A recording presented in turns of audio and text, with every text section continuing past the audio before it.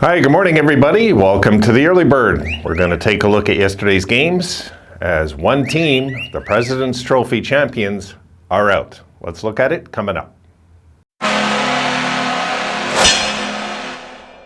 Well, the parity in this league just continues to be tough. I don't think it's ever going to change, to be honest, the rest of my life. Nobody's safe come playoff time. That we learned once again yesterday in the game in Tampa. So let's look at the scores and let's get into this. I got to get about my day also, guys. Here we go.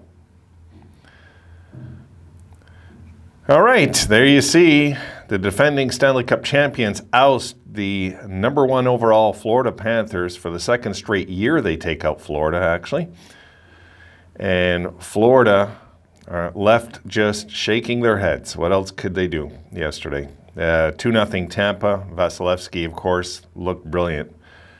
And in the later game, Binnington's out for the series. St. Louis is hanging by a thread now. And Colorado just looked great yesterday in this game as well. 6-3, Colorado double St. Louis there. All right, so let's get to these games, talk about them, and just some final thoughts on poor old Florida. All right, here we go. Lightning shut out Panthers in Game 4, sweep Eastern second round series. Now, let's look at the numbers. And you can see the Panthers showed up, folks. They showed up. I mean, without a doubt, they showed up. Panthers outshot them 49-26. And the face-offs, though, the percentage favored the Lightning 58% to 42. Panthers, once again on the power play. I think they finished something like, 1 for 30 in the power play in the playoffs, something like that. 0 for 3 in the power play, the Lightning 0 for 4. Panthers showed up physically, 41 hits, 29 for the Lightning. They had 9 blocks, the Lightning had 18, mostly from all the pressure the Panthers are putting on them. Panthers did have 5 giveaways, the Lightning had 2, like an experienced Stanley Cup team in a situation like they were in. All right, let's look at the shots on goal. First period, look at that, 18-3 Florida. They did everything. They just couldn't score. Second period, 16-12 Florida. Third period, 15-11 Florida. As you see, 49-26 for the game. So it's not like a lack of effort, guys. It's just too little too late. Too little too late. When you get into a series with an experienced team like Tampa, once they fell behind the series 2-0, it's like, there's no way. I didn't think they were coming back even when it was 2-0. It didn't shock me. This went down 4 straight. It really didn't. This is one of those situations that the Tampa Bay Lightning, you give them a situation to make sure they don't have to overcome anything. They're going to jump on that, especially after this team yesterday that beat Florida was the team, psychologically, I believe, that lost that series 4 straight to Columbus. They wanted to make sure it was over with so they never have to face a playoff loss again. This is just the way they're thinking now. And Tampa's going to be hard to stop. They're going to be very hard to stop. Let's move along. All right, here we go. Kadri scores hat trick. Avalanche defeat Blues in Game 4. The numbers say the Avalanche almost doubled them in shots, 37-20, Colorado. The Blues had the edge in the faceoffs, 55% to 45. The Avalanche were 0 for 2 on the power play. And the reason the Blues even made this game look respectable is they were 2 for 3 on the power play. 5-on-5, forget it. It really was a wash yesterday. The hits, Avalanche outshot them 27-23.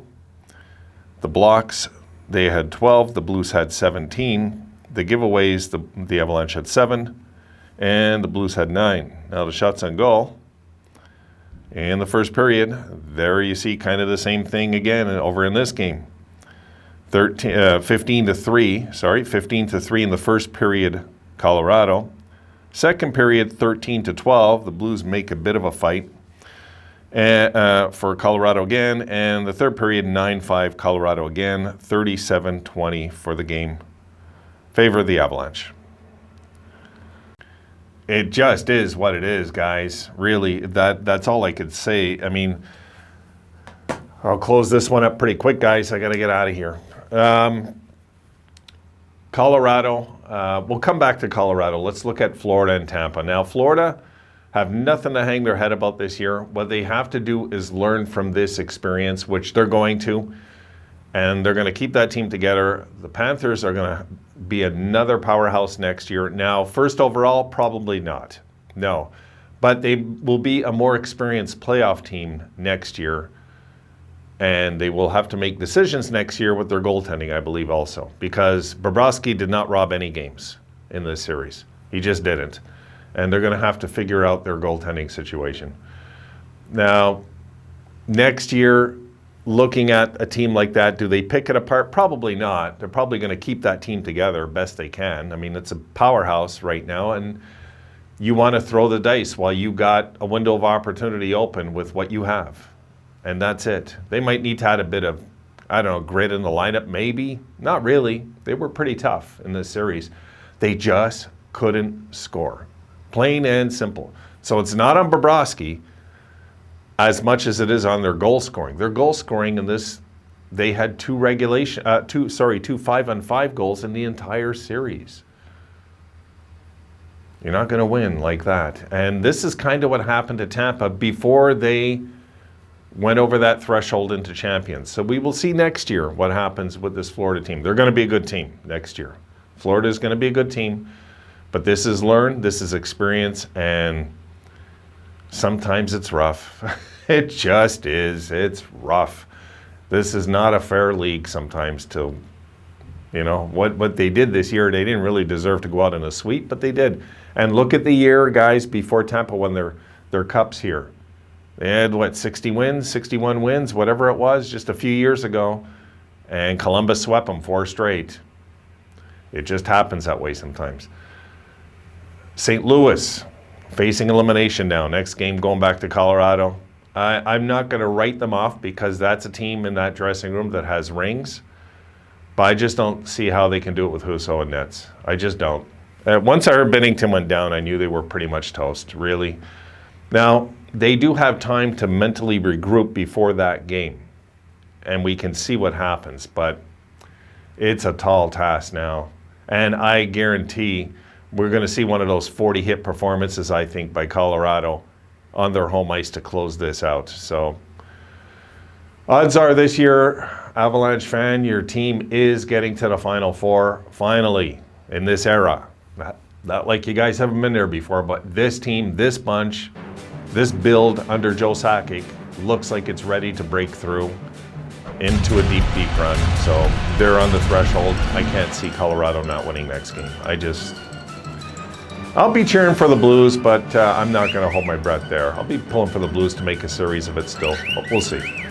All right, guys, that's it. I got to get out of here. I am late. I'm making this video late, so I better shut up, get it out there. I'll see you guys tonight. Have a good one.